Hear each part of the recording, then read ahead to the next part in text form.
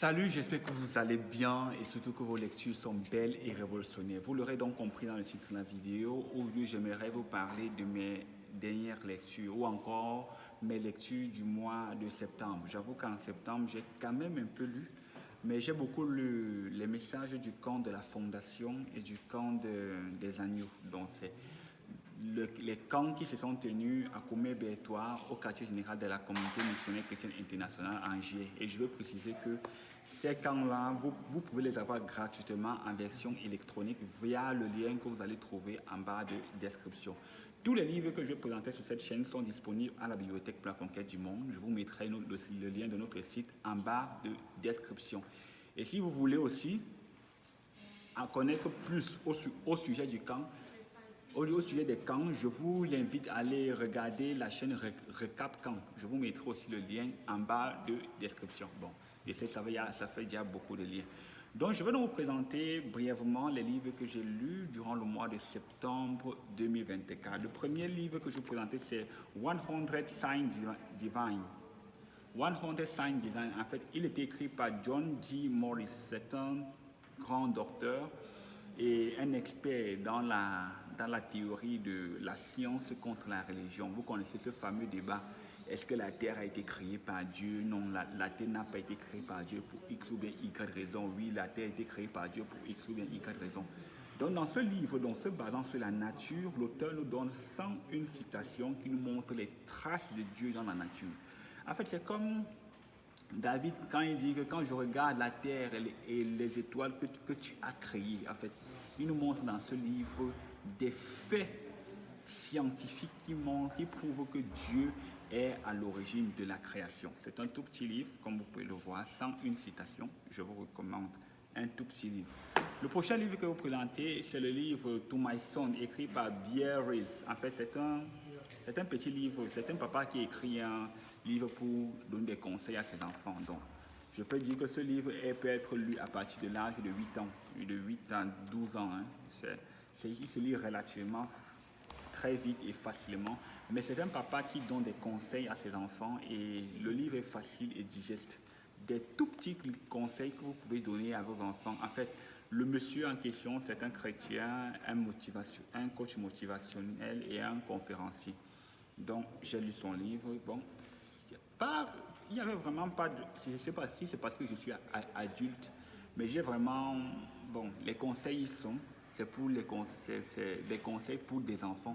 C'est vrai que quand j'abordais le livre, j'avais une certaine appréhension, mais c'est un livre vraiment écrit pour des enfants. To My Son by Bear Reese, que je vous recommande. Le prochain livre, c'est Quotation for Souls, compilé par Rosalie Maggio. Je dis compilé parce que ce n'est pas elle qui a écrit les citations contenues dans ce livre. C'est 600 citations parlant de l'amour, de l'âme, des femmes, de la vie, de la foi.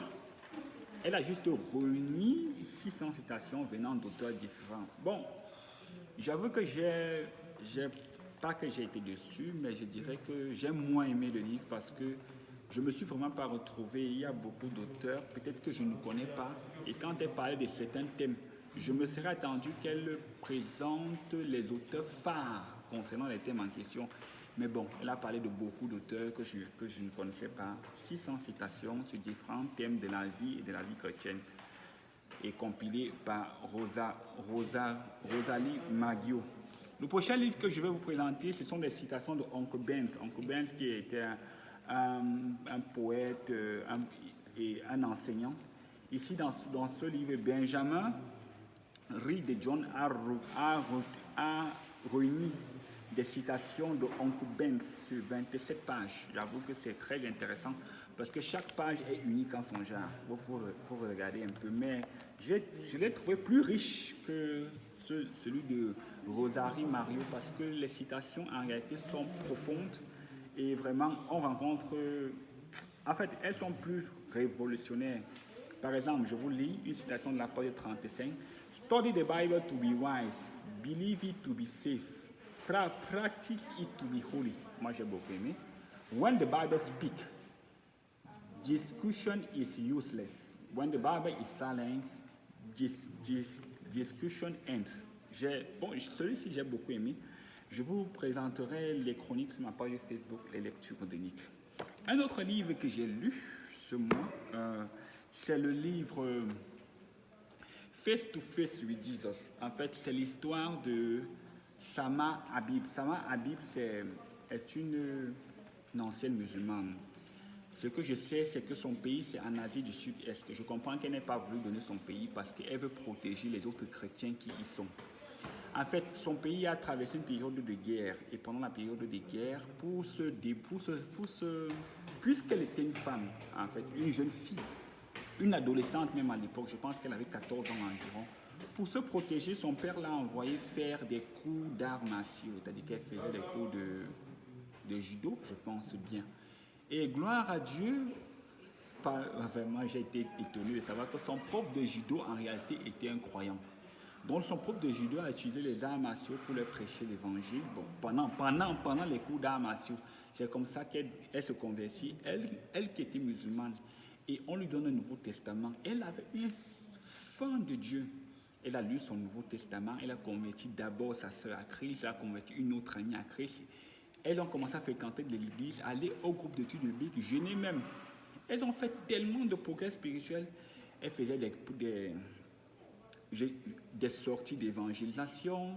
Elles priaient pour des aveugles. En fait, des miracles étaient quotidiens dans la vie de Sama, jusqu'à ce qu'elle convertisse sa famille à Christ. Presque toute sa famille, sauf son frère, qui était réticent vis-à-vis de l'évangile. À une époque, au cours de son histoire, il nous raconte une situation là où son père musulman avait fait face à certains problèmes. Elle lui a dit il lui a dit, Sama, prie pour nous, prie Jésus pour nous. Mais son histoire, je dirais que Dieu a sa manière à lui d'attirer toujours les musulmans. Il ne sait toujours pas des théophanies. Jésus les apparaît toujours dans la plupart des cas, en tout cas des témoignages que j'ai lus. Mais dans ce témoignage, ce qui m'a beaucoup marqué, c'est qu'il y a un moment de leur vie, les terroristes sont entrés à l'église et ils ont mis la bombe. La bombe a explosé et les gens sont morts. Elle-même, elle est morte. Elle est allée au ciel. Et je dis que quand elle est allée au ciel, c'était si beau. Et la plupart des temps, quand on lui demande, puisque plus tard, elle est revenue à la vie. Et quand les gens lui demandent toujours partout, elle peut enseigner, que raconte-nous, qu'est-ce qu'il y a d'autre au ciel? Elle dit que non. Elle avait tellement été éblouie par la beauté et la sainteté, l'amour du Seigneur Jésus au point où c'est comme si elle ne voyait que Jésus au ciel. C'est pas comme s'il n'y avait pas d'autre chose, mais elle était uniquement concentrée sur Jésus. Et pendant son voyage au ciel, Jésus lui a fait voir sa vie et lui a fait voir qu'elle vivait pour elle-même. En fait, tout ce qu'elle voulait, elle faisait. Elle ne le faisait pas pour la gloire exclusive du Seigneur Jésus-Christ. Et je dois avouer que c'est le premier témoignage de quelqu'un que j'ai lu, quelqu'un qui est allé au ciel et qui a désiré revenir sur la terre pour corriger sa vie. Vraiment, c'est un témoignage bouleversant, c'est un témoignage de... Et j'ai beaucoup été touché par la manière simple, pas la manière vraiment simple, comme elle croyait en le Seigneur Jésus et elle voulait faire des choses pour lui plaire. Et elle croyait simplement à la parole, ce que la Bible dit, elle croyait à cela et elle le faisait. Je vous recommande vivement, si vous êtes quelqu'un qui prêche l'évangile à l'autre sémence d'Abraham, je vous recommande Face to Face with Jesus, écrit par Sama Habib. L'avant-dernier livre que je vais vous présenter, parce que le dernier livre, ce sera un livre du professeur Zacharias Stanley-Forman. Je vous présente ce livre, Forgive Me, écrit par Kathleen Webb. En fait, Kathleen Webb, c'est une jeune adolescente de 16 ans. Bon, à l'époque, elle avait 16 ans. Mais avant cela, ses parents sont divorcés. Sa mère est dépressive, son père est parti. Étant non divorcée, sa mère confie donc Kathleen à sa sœur, à elle, de l'élever. Le problème, c'est que la sœur la tante de Kathleen est tellement stricte et sévère. Et Kathleen est une jeune adolescente. Elle ne peut pas faire beaucoup de choses. C'est-à-dire qu'elle se sent en prison. Et c'est comme ça que Kathleen développe des techniques de mensonge, un amour malsain pour le mensonge. Elle mentait pour tout et pour rien, pour des choses inutiles même parfois, elle mentait. Et entre l'âge de 10 et 16 ans, elle a versé dans le péché d'immoralité sexuelle. Elle couchait avec des garçons de temps en temps. Et un fameux jour, donc, sa tante lui avait fait un reproche, l'avait grondé. Elle appelait un garçon comme ça. Elle dit qu'elle ne pense pas qu'elle aimait le garçon et que le garçon l'aimait en réalité. Et le garçon est venu passer la nuit chez eux dans un calme. Ils sont partis s'enfermer dans la chambre, ils ont passé la nuit ensemble. Mais le souci, c'est que le lendemain matin, Kathleen avait très peur d'être tombée enceinte parce qu'ils avaient eu un rapport sexuel non protégé. Alors, à cause de cela, Kathleen est partie dans un quartier de Los Angeles, puisque c'est là où elle vivait, un quartier de brigands. Elle a déchiré son vêtement, elle a ouvert sa braquette, elle s'est fait certains griffures pour rentrer à la maison pour dire qu'en réalité, elle a été violée. En fait, elle essaie de couvrir son péché. Au cas où elle serait enceinte de son acte sexuel, elle dirait que elle avait été violée. Le problème, c'est que quand elle simule son viol ici et qu'elle se met en route pour la maison, elle est rencontrée par la police qui la prend, qui lui pose des questions, la mène au poste, on fait une déposition, un médecin l'examine. En réalité, son mensonge a pris de l'avance sur elle et elle ne pouvait plus contrôler la chose. Finalement, donc, sa famille est venue et on lui a montré les photos de certains voyous de Los Angeles et elle a identifié quelqu'un comme ça pour dire que voici celui qui m'a violée en réalité. Or, le jeune homme ne l'avait pas violée. En réalité, le jeune homme ne l'avait pas violée. Alors, c'est comme ça que le jeune homme écope de 25 ans de prison. Il écope de 25 ans de prison. Et quand il a déjà fait 6 ans de prison, Kathleen rencontre le Seigneur Jésus. Elle rencontre le Seigneur Jésus comment? Elle est amoureuse de David et il se prépare pour leur mariage. Mais avant d'aller se marier à l'église, ils se disent qu'il serait quand même bien pour eux de faire un tour à l'église, de ne pas venir juste à l'église pour qu'on bénisse un mariage. Heureusement pour eux, ou bien malheureusement pour eux, non, plutôt heureusement pour eux, quand ils viennent donc à l'église pour fréquenter l'église pour quelques jours avant leur mariage, ils viennent à un groupe d'études bibliques, c'est comme ça qu'ils rencontrent Jésus et Kathleen est sauvée. Kathleen est sauvée, mais elle vit sa vie normalement jusqu'au jour où Jésus l'amène à faire la restitution. Est-ce que Kathleen ira donc pour dire qu'elle avait menti pour qu'on enferme Dodson? Est-ce qu'elle ira pour dire devant les médias qu'en réalité le viol dont j'ai dit avoir été victime n'avait pas été un viol? Je vous invite à lire le livre pour le découvrir. Mais je dois dire que le livre en question m'a beaucoup touché pour un certain nombre de raisons. La première des choses, c'est que la première leçon que j'ai appris de ce livre, c'est que, il n'y a vraiment pas de bénéfice dans le divorce. Quelle que soit la raison, le divorce, c'est un échec dans le mariage. Et la plupart des temps, souvent, même si le conjoint était violent, l'homme était violent, la femme m'a trompé, ceci, cela, ainsi de suite, le divorce a parfois des effets très néfastes sur les enfants. La deuxième raison, c'est que la tante de Kathleen était tellement sévère et stricte envers elle. C'est vrai qu'il faut être sévère et strict envers nos enfants, mais ne soyons pas tellement stricts envers nos enfants pour quand un enfant commet une gaffe. Il sait que s'il vient t'annoncer cela, vraiment, tu vas seulement en découdre avec lui. Si Kathleen avait une certaine foi, une certaine confiance en sa tante, elle aurait pu venir lui dire que tiens, tantine, voici ce qui s'est passé avec tel garçon. Et ça n'aurait pas entraîné ce que cela a entraîné. La troisième leçon que j'ai appris de cette lecture, c'est vraiment la restitution. Moi, je pense, avec Kathleen, la restitution ne lui a pas été imposée. C'était dans sa transaction avec le Seigneur Jésus-Christ. Le Seigneur Jésus-Christ lui a fait voir son péché et comment est-ce qu'elle devait restituer cela. J'avoue que pour moi, c'est un livre beaucoup profond qui m'a beaucoup marqué et je dois préciser que la maman de Kathleen est morte de cancer dans le livre, mais avant de mourir, elle avait aussi rencontré le Seigneur Jésus-Christ grâce à Kathleen. C'est un livre vraiment c'est une histoire vraie qui a bouleversé les États-Unis. Quand vous allez même sur Wikipédia, vous nous découvrez l'histoire. Mais j'ai beaucoup aimé son courage et j'ai beaucoup aimé ce que le Seigneur Jésus-Christ a fait pour elle. Le dernier livre que je vais vous présenter, c'est le livre... j'ai un trou noir, excusez-moi.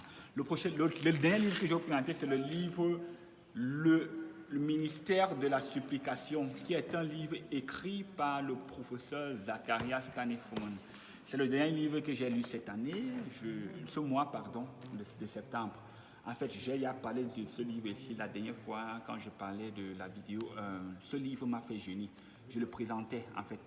Et je vous le conseille déjà, d'abord, si vous êtes de la communauté missionnaire chrétienne internationale, étant donné que bientôt nous entrerons dans la croisade de jeûne et de prière, ce livre va vous aider dans votre vie de jeûne. Je vous invite à aller voir ma vidéo, ce livre m'a fait jeûner. Mais c'est l'histoire de Anne, la mère de Samuel, une femme qui était désespérée par sa stérilité et qui a importuné Dieu, qui a supplié Dieu jusqu'à ce que Dieu lui donne son enfant. Et moi, ce qui m'a beaucoup marqué dans l'histoire, c'est vrai que c'est la 4e fois que je lis ce livre. Ce n'est pas, bon, pour cette fois, ce n'est pas tant la manière dont Anne a supplié Dieu pour obtenir un enfant, mais c'est la réaction d'Anne après que Dieu ait exaucé sa prière. Dans le livre, le professeur Fomon nous montre que quand Anne a su que Dieu a exaucé sa prière, elle a cessé de jeûner, cessé de prier, elle s'est levée, elle allait manger et elle s'est rafraîchie. Il nous montre que quand on prie, c'est notre responsabilité de prier. 1. Et 2, c'est la responsabilité de Dieu de nous donner ce que nous avons demandé dans la prière. Moi, ça m'a beaucoup marqué.